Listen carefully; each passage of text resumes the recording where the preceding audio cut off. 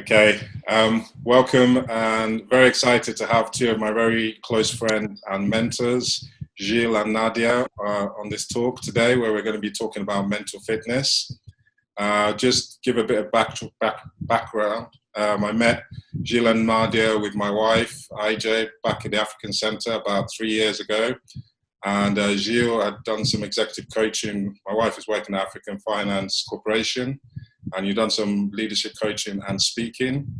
And then from there, we met and kept in touch. And then we went on a public speaking course with Acosphere, which was very transformational for both of us.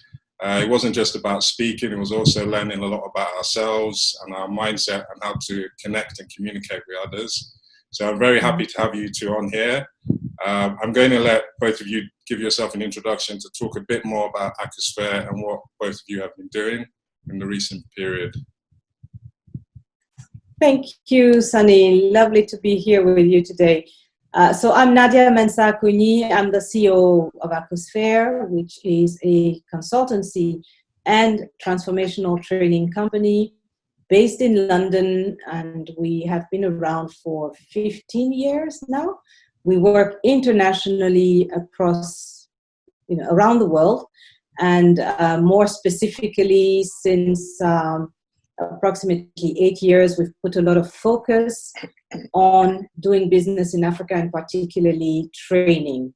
And obviously, one of the main trainings we put forward is the public speaking training. Gilles, do you want to add something? And my name is Gilles Amadou Akoni. I'm the CEO of Acosphere. Besides advisory and transformational training, we also do what we call operational services, which is if you need a car, you will go to a rental outfit and rent the car. And if you need an interim manager, somebody who can come and turn around your business, accelerate the growth, or help just establish some processes, establish some good human capital development, and attract the right kind of people, you will come to Acosphere and hire the services of one of their consultants who will become an interim manager. So I've been working in the corporate world for a number of years, worked for Xerox around the world for 15 years, and for a couple of other icon companies, FTSE 100, so English companies or British companies, traded in the London Stock Exchange for a good 22 years prior to establishing Acosphere with Nadia here in the UK. And as she said, we cover the world. Okay. Thank you for that introduction. And I will put the links to Acosphere when we release this talk. I can highly recommend the speaking training. We went on it and it was a very transformative experience. So I definitely recommend anyone to go on there. But what we wanted to talk about today is mental fitness. So I'm really glad to have you guys on there. With the backdrop of what's been happening with COVID, everyone seems to understand what mental fitness is and taking care of your mental health. But I specifically was happy to have you guys on here to talk about Black Lives Matter is also going hand in hand with this COVID issue. So I wanted to touch on being a person of color living in the Western world, how is the impact of maintaining your mental fitness? Is it harder being Black? And then there's also the point which, I don't know if you guys have heard of this, where Trevor Noah, I was watching his show where he talked about the Black tax, where we have to also look after our loved ones back in Africa. I was also probably maybe looking after other parents and other dependents as well. So I wanted to talk about how are you guys maintaining your mental fitness based on also being a person of color in the Western world. Well, how do we maintain our fitness, mental fitness? First of all, I think we nurture our souls spiritually, which is extremely important because it gives you strength, mental strength as well. And then we do a lot of personal development. So we're constantly reading about personal development, discovering new ways of boosting ourselves and boosting our mindset. We keep healthy as much as we can, and we keep the communication flowing. You have to talk to people.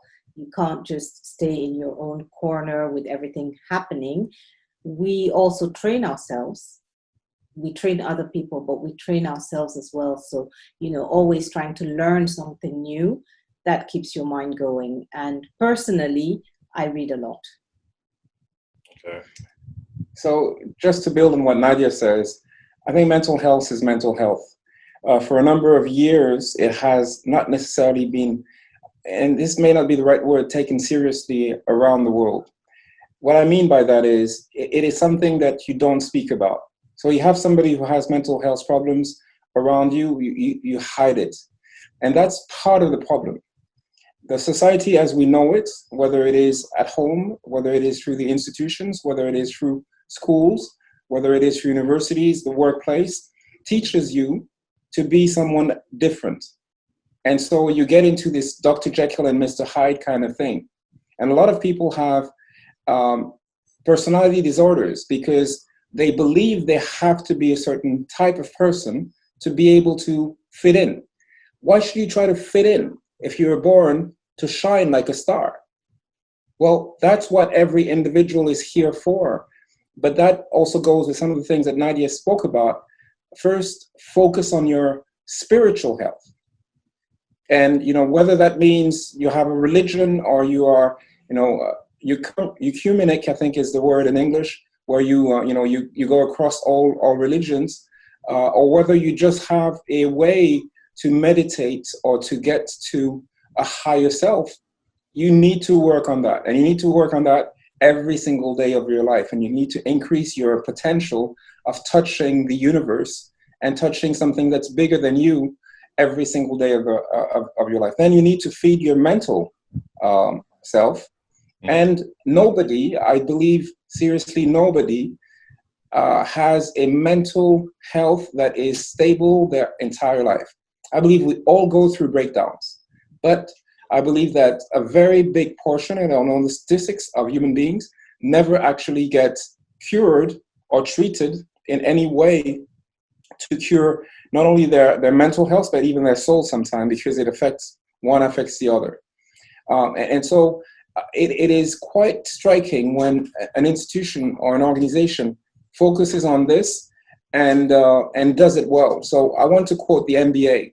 I believe the NBA has, so the National Basketball Association, which is the professional basketball association in the States, I believe they have leading edge approaches on mental health. As a matter of fact, they have campaigns for years now, for months at least, but for years, with basketball players speaking about mental health in general and also speaking about their own cases. Recently, because right now we are at the period of, the postseason, so the playoffs, and recently some of the players broke down because they are in this bubble in Orlando. Yeah. And they spoke about it. And it was very interesting to watch Paul George particularly say, one of the reasons he doesn't have the results is because of mental health, and that he didn't realize how much this affected him. He's been away from his family for 2 or 3 months. And so these are things that really affect your mental health. And life as it is, as was before COVID, and we'll get to that later, was a life where you were almost trapped into a rotation of doing things almost automatically. You just do them because you have to move forward, not thinking about the consequences on your health, on the health of people around you. So I'm just going to stop here because otherwise I'll speak for the whole time. But clearly, spiritual, mental work, and physical work is really important to help you keep a balance and be able to fight away this urge that society gives you to put masks on and have different types of personalities. Yeah, there's a lot to unpack there, and I love these answers. The NBA one I'm going to come back to, but I definitely love your answer about working on your spiritual side, because I think now more than ever with what's happened, we've realized that we're not really in control like we thought we were, and we really need to connect to that higher power to help us to keep, building our mental health. And I think Nadia mentioned this, where it's something that you do the work on yourself and you have to do it every day.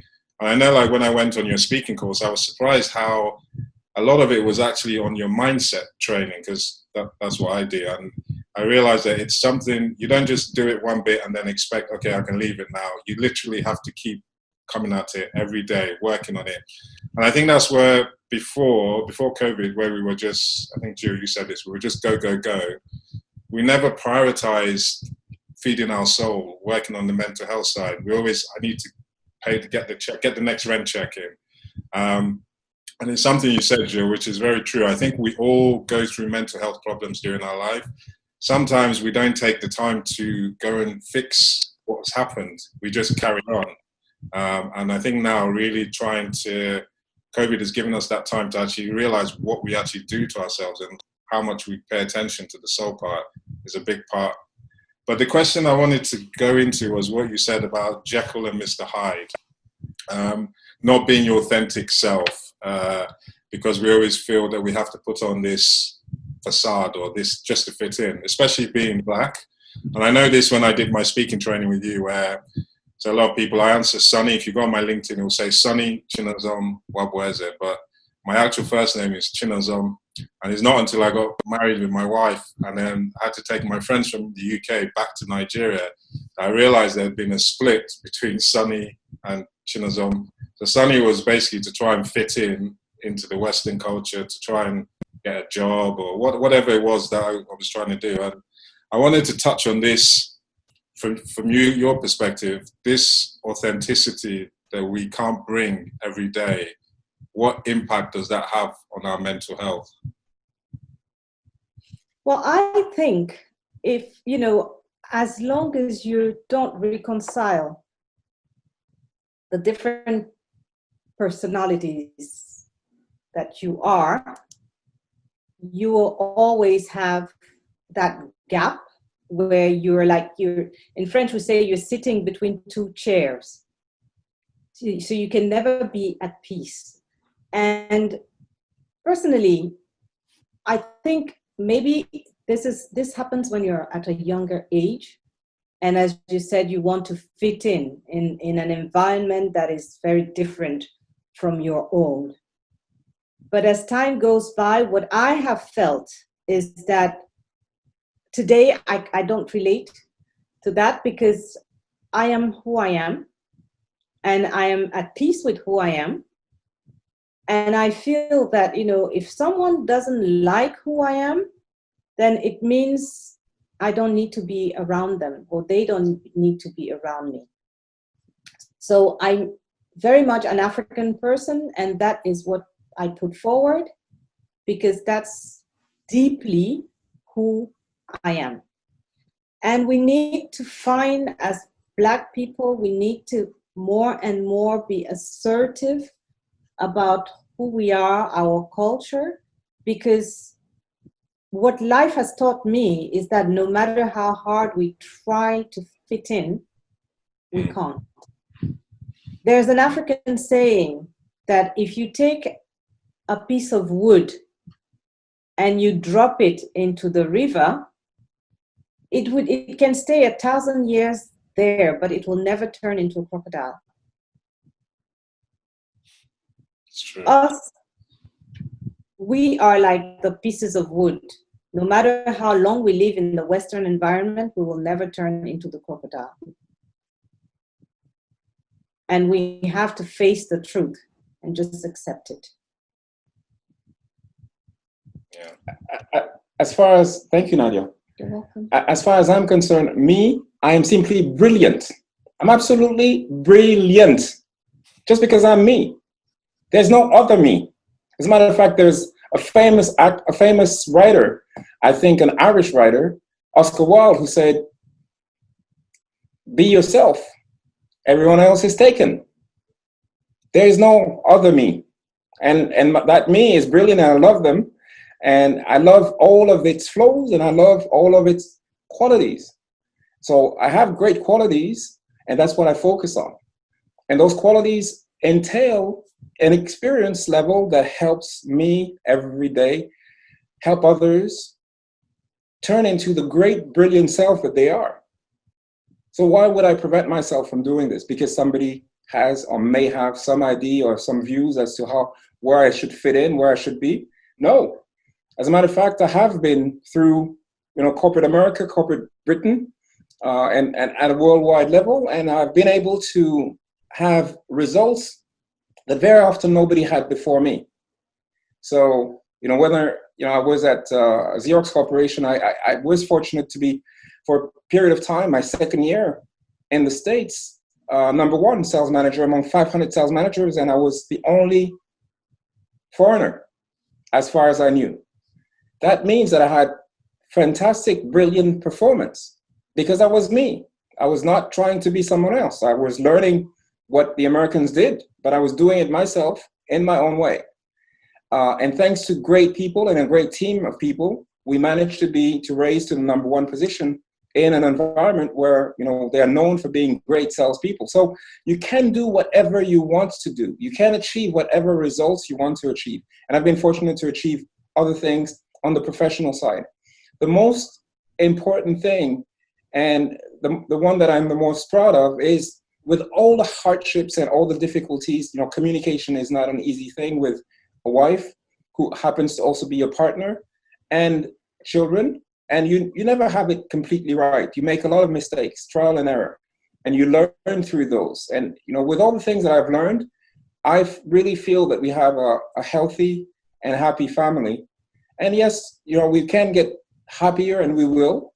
But I think this has been a solid ground for me to have Nadia and to have our children around me and around us, help us just have some good mental health. But I want to come back to a question you asked us the first time and we didn't answer. This, whatever Trevor Noah said about having almost like a tax to pay back home. Yes, that is the case if you want it to be the case. If you are clear with yourself, there are times when you can help people and there are times when you can't. And the issue we often have as Africans, whether it is abroad or whether it is in Africa, is that we go beyond because we don't want people to feel that we can't make it. So imagine I have $100 and I need $99 to live.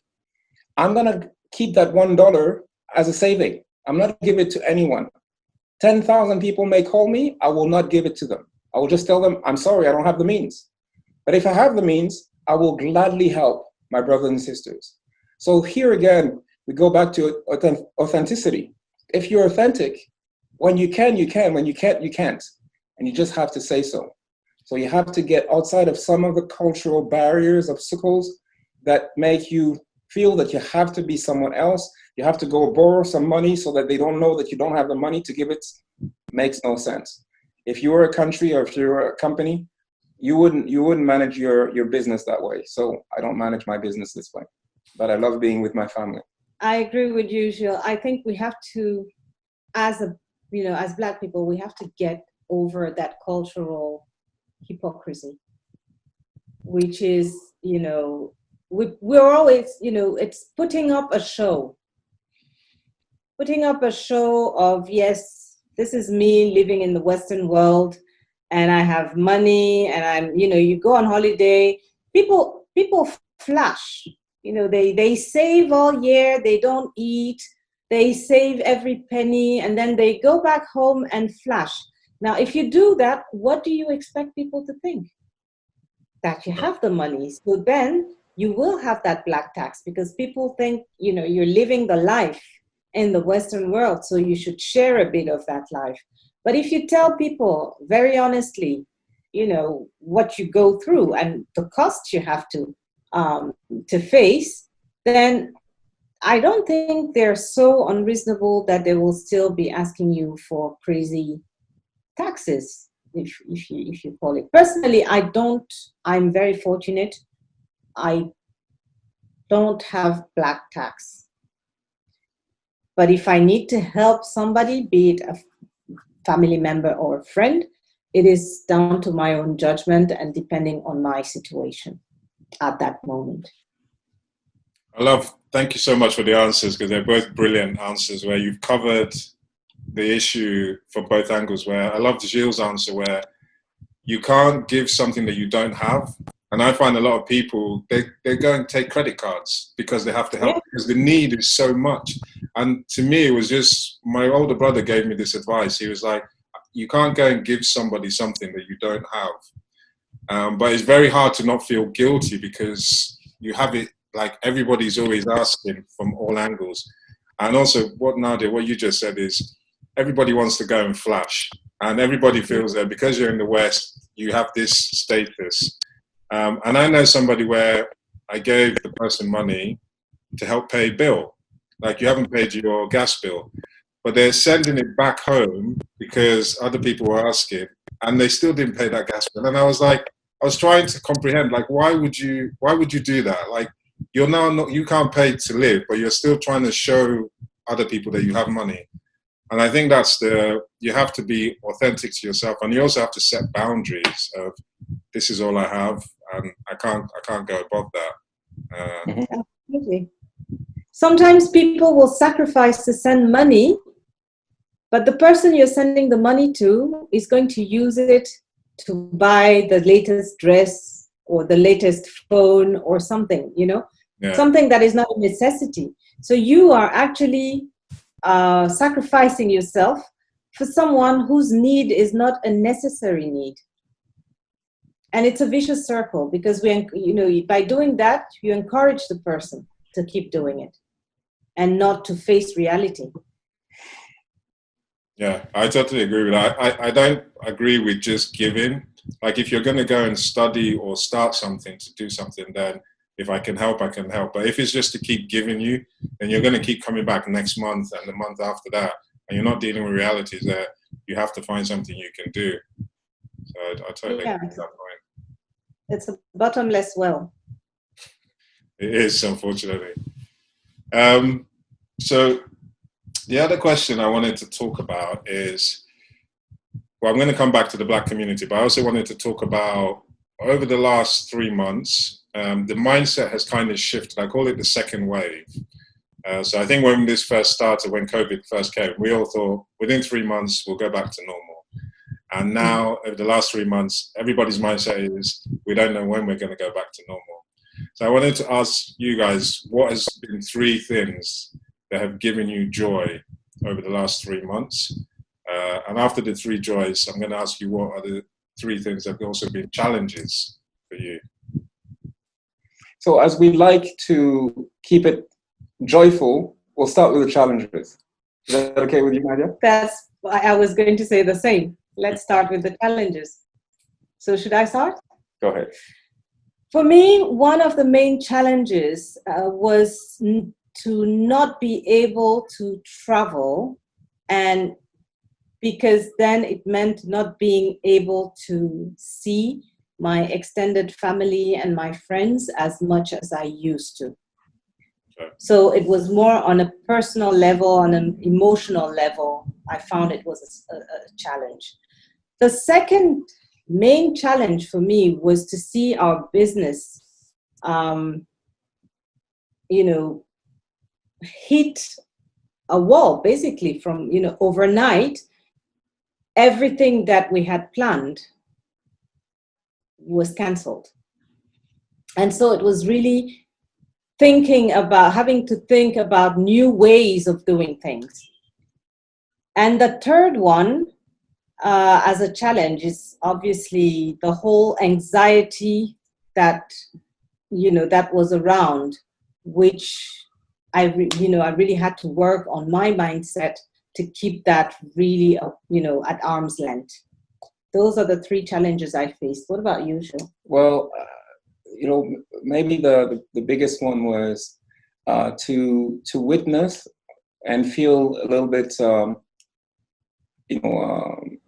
disarmed as to what to do at the beginning, to witness the mental breakdown all around for everybody.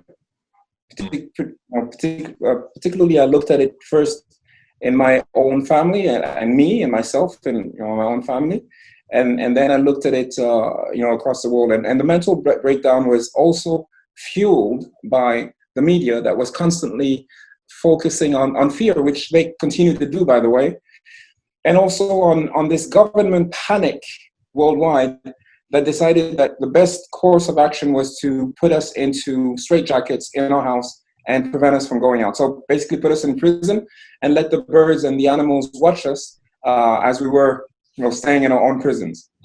So that took me aback, and took me aback for, I would say, probably a month or a month and a half at the most. And then I reacted.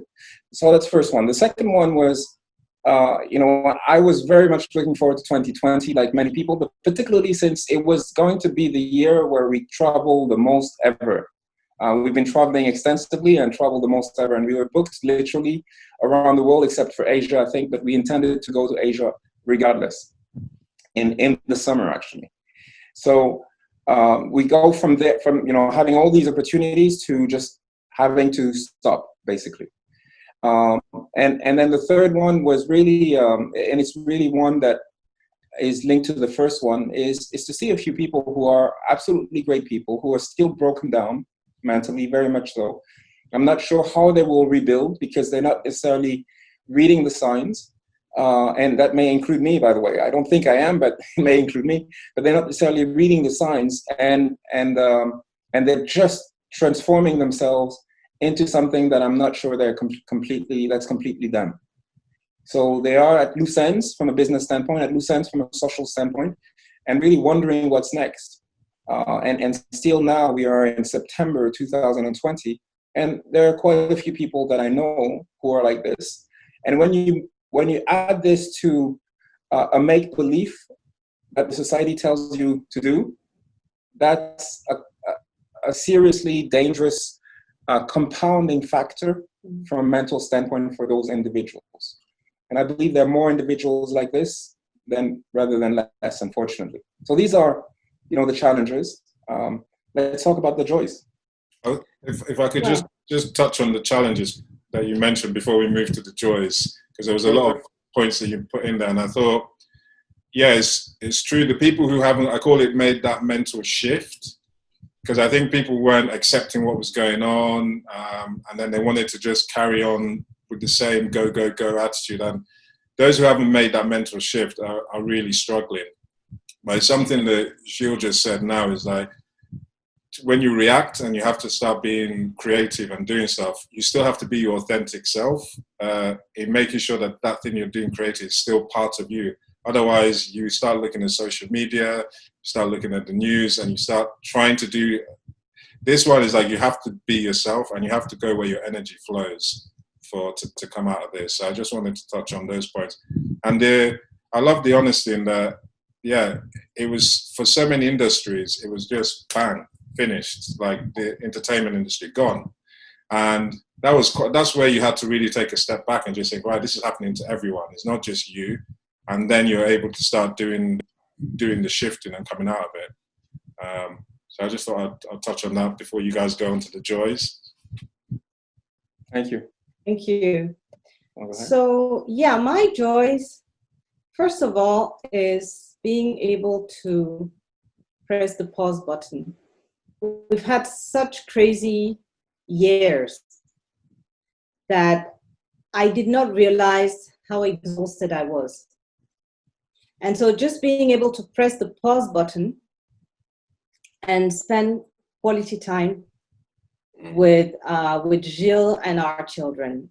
We've just literally spent 6 months together almost every day.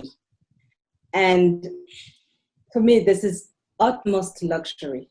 It hasn't happened in years, because our children are grown, they're in university. When they come on holiday, we're working or we're traveling. When we go visit them, they're studying. So this has been a very important bonding time with adult children, which is different from when they were kids at home. So that was a great joy. I've also been doing things that I had never done before, or not as much, watching series and just resting my mind. And I think, that's definitely very important to me. The second thing is having been able, with Gilles and our team, to brainstorm very quickly to turn around the business and digitalize and get back into some form of activity.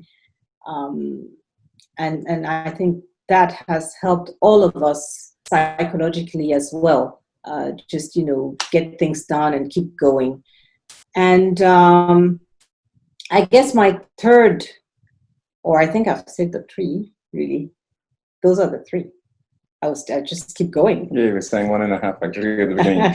But anyhow, just to build on what Nadia says, the first thing is having been able to switch quite quickly. That has brought me a lot of joy. So yes, we were impacted, particularly with this craze of the media, of governments panicking literally and trying to tell us that they weren't panicking, but that was a new normal. And actually, they panicked so much that they were putting the fear of God into each one of us through any means necessary and any means they could find. So having been able to, what happened is we were traveling and we got to America to visit our children on holiday on the 9th on the 10th of March. And we were supposed to be there for 10 days. And then we saw the news starting, and we realized that whether we were there or back in the UK, we would be stuck, and we wouldn't be traveling. So it was an easy decision to stay there, and an easy decision to say, let's take 20 days instead of 10 days of holidays, and then let's reassess the situation. Madam Secretary is a great show. I saw the whole thing during that time, and I was pleased to see that. One of my next to Kino, my brother actually was involved in that piece of art of the series, okay, on the music side. But the point is, I enjoyed myself alone. I enjoyed myself with my family, and I enjoyed myself with a few friends that we could actually see or speak to or see through Zoom, etc. And then we decided, so what can we give back? This is a time of giving back. This was the first thought. And we actually developed training that we gave for free initially. If people want that same training now, they will pay. But for 5 weeks, we gave it for free. And we also decided to help make sure that different individuals, not only Black individuals, but different individuals with skill sets around public speaking and incredibly rich life story would be featured on a weekly basis on a show that we actually literally created. We initially wanted to do it for 5 weeks. We've done 20 episodes of it, and we're finishing off just the scheduling through the end of the year with different individuals. So it is now becoming a process and something that is actually bringing some value that we give. But we, not Nadia and myself, but the people who are involved in the interview are giving incredible stories, and some people are saying these are masterclasses. So, as Nadia said, this has been enabling us to reinvent ourselves and to create something new. So, the time of holiday was first joy for me. The time of reinventing the business was the second joy, and the third joy is really around family and people again. And being able to see, despite what I was saying earlier, people who are actually taking this crisis and making the best of it. People who are telling me, I'm so busy, I've never been that busy. And people that we are connecting with, that are different people that we were connecting with before. We're still connecting with the people we were connecting before, but some new people with new thinking, with togetherness. And one of our friends speaks about collective intelligence.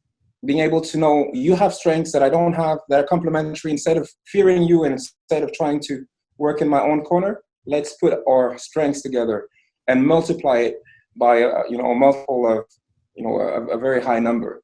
And doing more and more of that is rewarding for us, but rewarding for the people that we impact through these processes. So these are the three joys.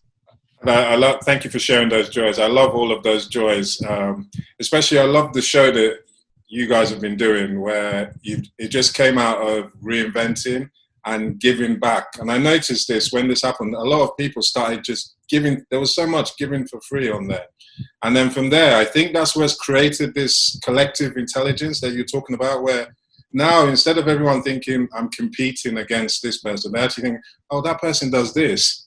If I put these two together, I can actually create something new. So it has actually created a lot of excitement, a lot of buzz of we're all reinventing together, and a lot is coming out of it. So those joys are really amazing. Thank you for sharing that. I just want to add the name of the friend. It's Alyun Gay, and he speaks about collective intelligence. His company is called Africa That Dares. Africa That Dares. So literally translated, l'Afrique qui ose. And they're doing incredible things, around the world. And God bless his soul. Is it okay after this? I'll get the link for that so I can post it with this talk. Sure. So just before I finish, I wanted to go back to the Black community and the way we treat mental health. I think this is not just the Black community. Let me not just, because I think everybody has this, there used to be this stigma where you don't talk about it and you keep it behind closed doors. But I wanted to focus on the Black community in the cultural way. How do you think that impacts our ability to maintain our mental fitness, the way we treat mental health, especially in this environment? Well, I think first of all, that the issue we have is with urban Black communities. Okay. Because in most of our traditional communities, there's a collective way to handle mental illness. They have ceremonies, which some of us call exorcism. There are ceremonies where, they pray for the whatever spirit is in you to come out. There's a collective manner in a lot of our societies traditionally. But then when we became urban, we were lost in translation because we were no longer the traditional people we used to be, which actually we rejected because, we were, quote, civilized or westernized, as we put it, but we weren't Westerners anymore. So we were somewhere in between. We couldn't adopt the Western way, which is go to a psychiatrist or a psychologist, but we didn't want to do the traditional thing anymore because, we were above that. And so we were left with no solution, really.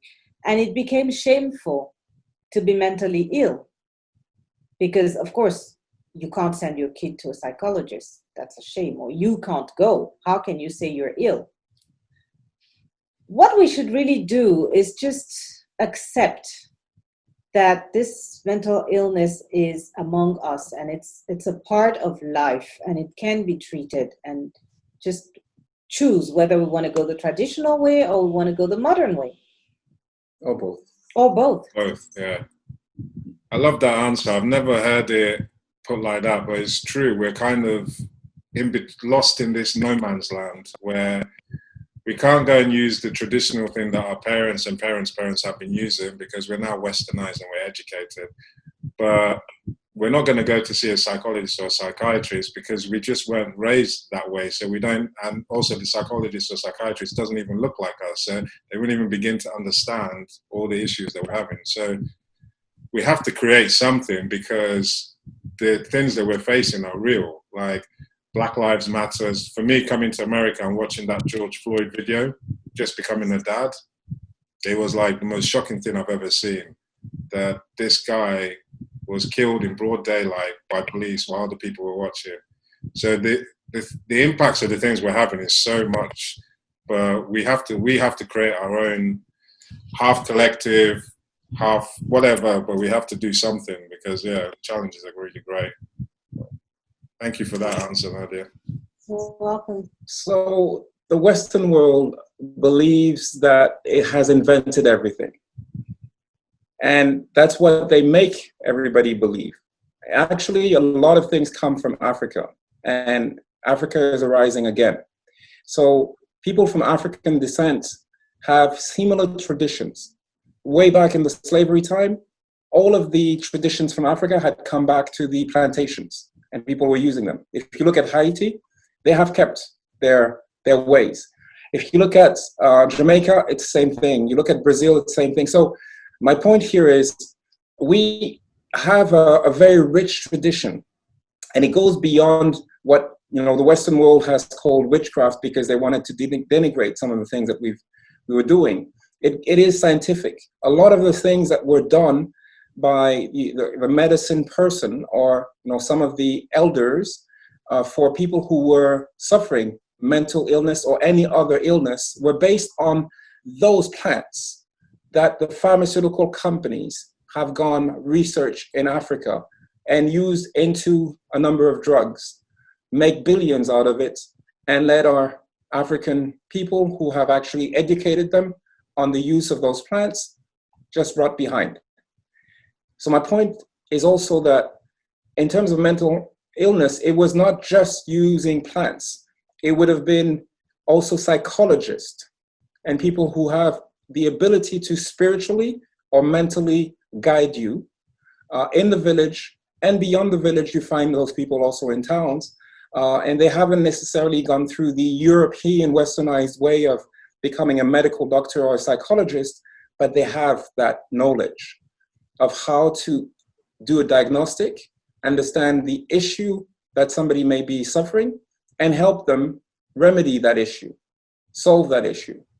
So we have everything. And today you see that in villages, but you see that also in towns.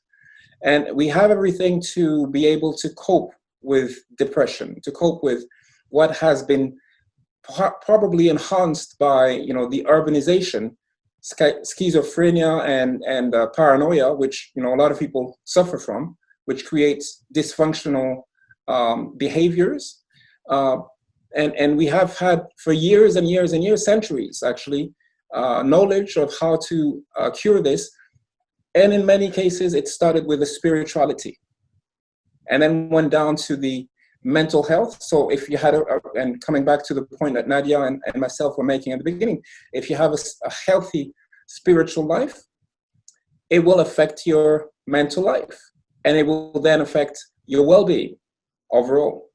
And today we're going back to some of the cultures in the world that actually are very advanced and have been very advanced for years and years and years and have been suppressed, or at least there's been a tentative suppression of those knowledge, whether it's the African culture or whether you look at wellness, the way that the Indians from India actually develop it through meditation, yoga, spiritual,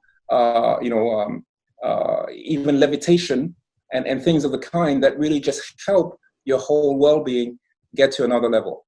But some of those points maybe for another discussion. The point I want to leave everybody with is Africans, people from African heritage, obviously have access to everything that the Western world has and have developed knowledge in that to the highest degree. If I take Nigerians, you will see that the biggest contingent of PhD in the world, I believe, still comes from Nigeria. And I don't know what the ratio is that they're using, if it's the number, sheer number, or if it's a ratio compared to the number of people inhabiting in Nigeria, but that number is there. And I'm taking Nigeria as an example. Educated people you find around the world and you find around Africa. They have knowledge and they have the capability of solving those issues, the Western world, the Western way, but also the traditional way. That makes us very strong. I could take the same metaphor with languages. Any African that is not English speaking, even the English speakers, have a minimum of 3 languages that they know.